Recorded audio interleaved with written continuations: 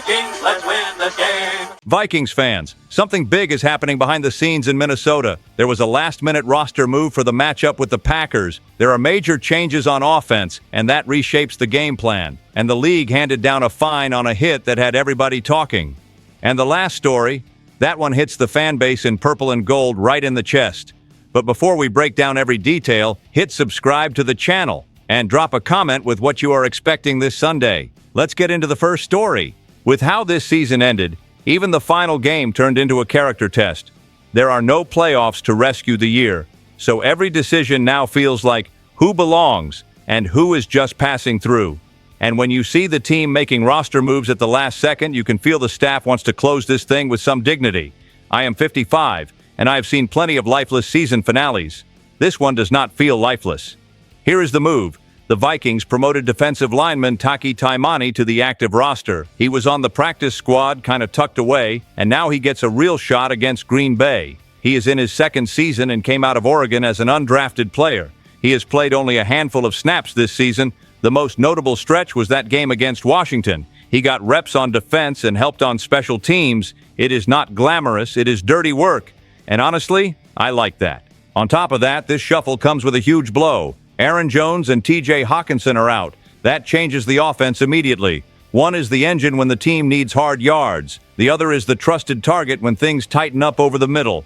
Without those two, the play calling has to get more creative. Protection has to be better. Receivers have to win separation the hard way. And somebody has to take responsibility. You cannot sit there waiting for a miracle just because the crowd is loud. And it did not stop there. Gavin Bartholomew is also out, and Miles Price will not be handling returns.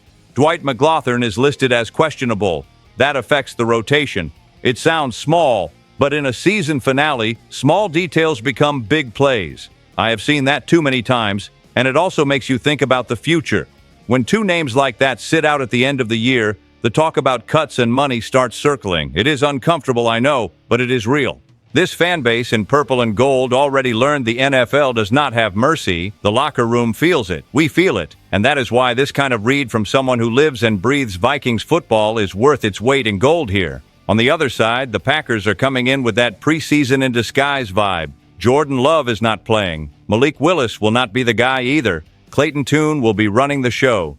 They are thinking about the playoffs. We are thinking about closing the door with pride. So tell me in the comments, do you want to see the young guys flying around, or do you want the veterans to carry it even without the two offensive pieces? Now hold on, because the next story goes straight into the quarterback room, and that is where the noise gets louder. Stay with me to the end, because later on there is one that really hits. Listen, when the game ends and you still feel like there is no solid ground under you, it is because the most important position on the team is still a question mark.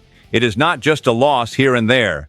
It is the feeling the offense never stayed on track for long. And to make it worse, the offseason starts with that quiet pressure. Everybody pretends they do not hear it, but everybody feels it. Here is the name. J.J. McCarthy will be back on the roster next year. But it is not he shows up and the job is his.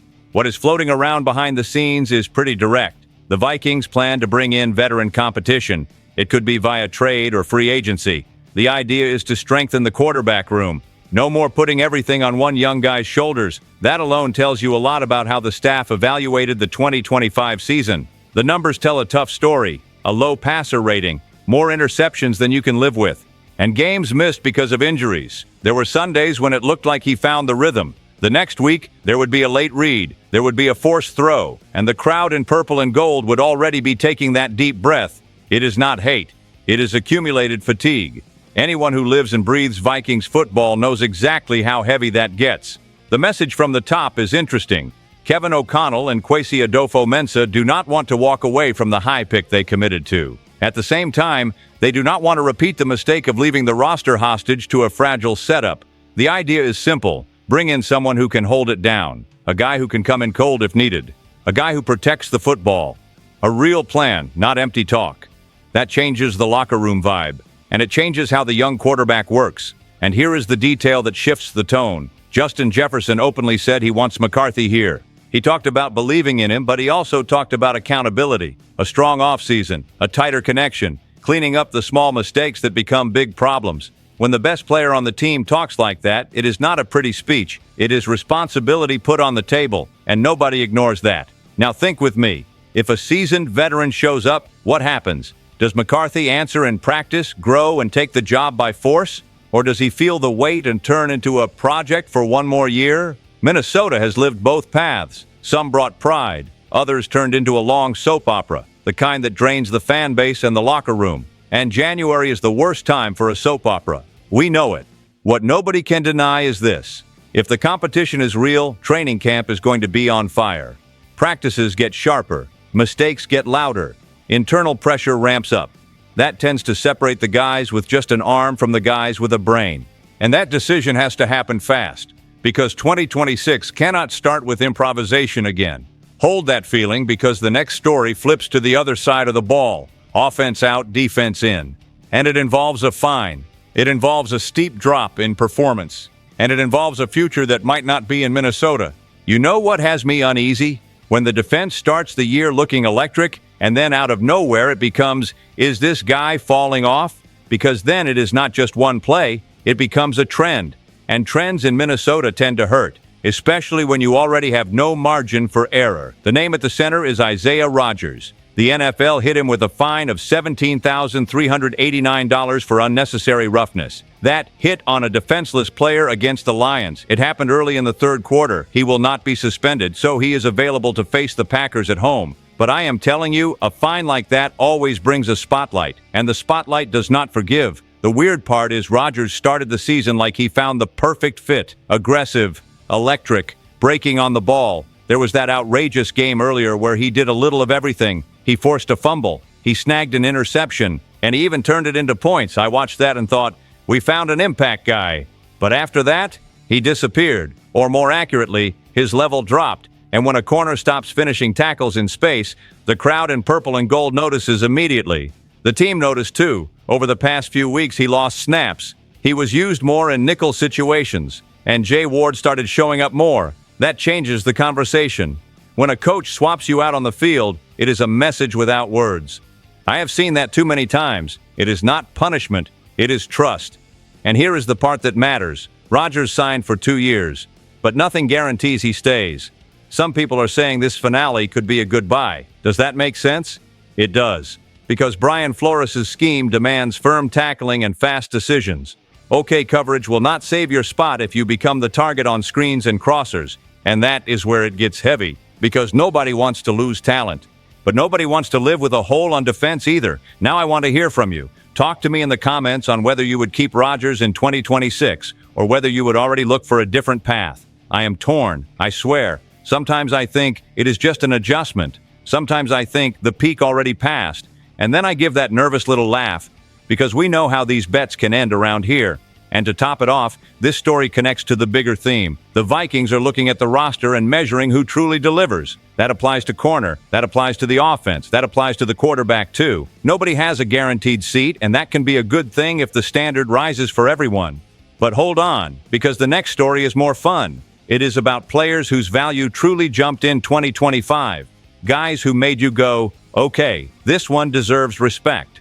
And they might be expensive to keep. Sometimes, even in a messy year, you find a few gems in the chaos. And that is a real relief, because the season may have slipped away, but you cannot say everyone came up short. Some guys played like every snap was a job interview, and honestly, it was. I looked at the screen and thought, okay, at least something is being built. The first name I am putting on the table is Jalen Redmond. That guy became an anchor on the inside. He stuffs the run. He collapses the pocket. And he shows up with sacks like it is routine. A lot of people outside Minnesota do not even know who he is. Here, we know. When the game gets ugly and the opponent wants to run right up the middle, he is the one fighting in the trenches. And if you like analytics, those PFF-type grades put him in a tiny group. Interior players who stop the run and still get home to the quarterback. That does not fall from the sky. But then comes the fear. A player like that will not stay cheap. The Vikings had him on a low deal. Now the market is going to look at him differently. If the team wants to keep the Flores identity, it needs strength inside. Without that, the defense becomes a house with no walls. So you can already feel the negotiation getting rough. And I do not want to see him wearing another jersey, not even a little. It will give me that January heartburn, you know? Another one who touched this fan base is Will Reichard. I know, kicker's not usually bar talk, but in Minnesota, kicker is family trauma, and this kid showed up kicking like there were no ghosts in the building. 50-plus yard field goals, kicks into the wind, extra points with zero drama. There were moments I almost got suspicious, like, are we really just going to make these? Yep, that changes games. That changes the mood in the stadium, and it even changes how the coach calls it. You take a risk on fourth down because you trust the leg. And one more guy earned real respect, Eric Wilson. He came in as a rotation piece. He finished as a problem for opposing offenses, pressure, sacks, strips, chaos in the backfield.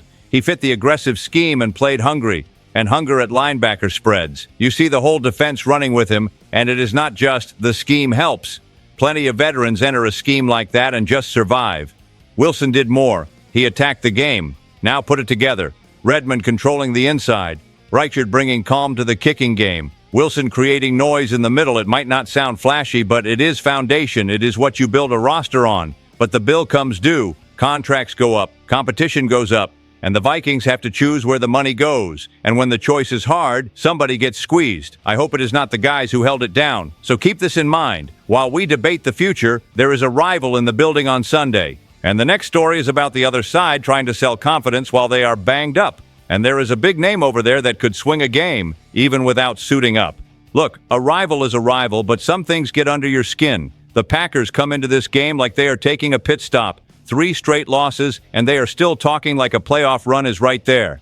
That annoys me, because it feels like they are treating Sunday like a rehearsal. And we, in purple and gold, want to close the year with pride. Now let's talk names. Jordan Love is not playing. They are resting him for the postseason. Malik Willis is not getting the start either. Clayton Tune is the one running the show. That changes the game, of course, but it also changes the attitude. Green Bay is coming in trying not to get anybody hurt. They want to rotate guys. They want to get out clean. And I'm going to tell you this. I want them to feel every clean, legal hit. Nothing extra, but I want them to feel it. And they are still selling the idea they can flip the switch in the playoffs. There is an argument for everything. One argument is letting Love cut it loose when he returns and making the offense more aggressive. Another is saying the defense just had one bad day against Baltimore and that is it, like it was just a hiccup. And then there is the idea they will be fresher because this game is basically a disguised break. Fine. But that can also become a trap. A team that enters the playoffs cold can pay for it. And the most interesting angle is Trevon Diggs. The Packers are framing him as a high-impact card to create turnovers. He did not light it up this year in Dallas, but he has a track record of hunting the ball. And in big games, one interception changes everything. They are desperate for that because their pick numbers fell off a cliff this season. And without constant pressure, corners get exposed. So they are betting on Diggs' instincts. It is a high-stakes bet. And there are more names around this conversation. Josh Jacobs as the centerpiece to control tempo when they flip back into serious mode. Matt LaFleur trying to sell the idea it is just red zone fixes and they are fine. Even Jeff Hafley talking about getting Diggs integrated fast. That is January talk. Relax, we have it handled. Sure, but here is the fan truth. For them, this game is about protecting bodies. For us, it is about leaving a mark. And here is a stands-only read that a lot of people ignore. A rival that walks into a loud stadium too comfortable can get punched in the mouth. If we set the tempo, even with less on the line, the message carries into the offseason. Culture, pride, locker room. And then it leads to the bigger question. What does this team want to be when 2026 really arrives? Because you cannot live on promises, tweaks, and almost. In a second, I am tying it all together, the way it has to be. Okay, breathe with me.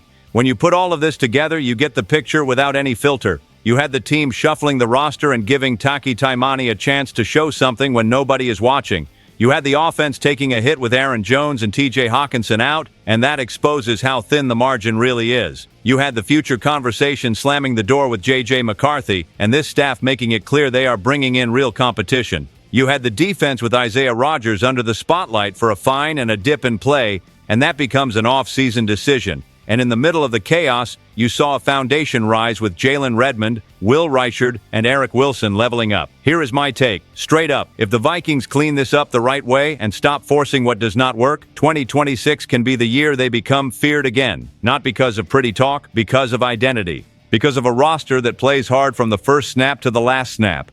I have watched this team chase shortcuts and get burned. Enough. Build it with guys who deliver. And about Sunday, I am not buying that Packers we are just warming up vibe. They can rest Jordan Love and roll with Clayton Tune, They can dream about a playoff miracle and Trevon Diggs turning into a hero out of nowhere. But this is Minnesota, and when the building is alive, the energy changes the game. I want to see our defense attack every play. I want to see the offense find answers even when it is beat up, because that is a message to the locker room, and it is a message to the league. So I am asking you directly, drop a comment, because this space belongs to everyone who lives and breathes Vikings football. Tell me what you would do with Rodgers. Tell me if you would ride with McCarthy as the starter, or if you want an open fight for the job. And tell me which of the guys who jumped in value you think the team has to keep no matter what. We take hits, we complain, but we come back. We always come back. And that is why I still believe this page can turn the right way. Stay tuned. SKOL Vikings, let's go.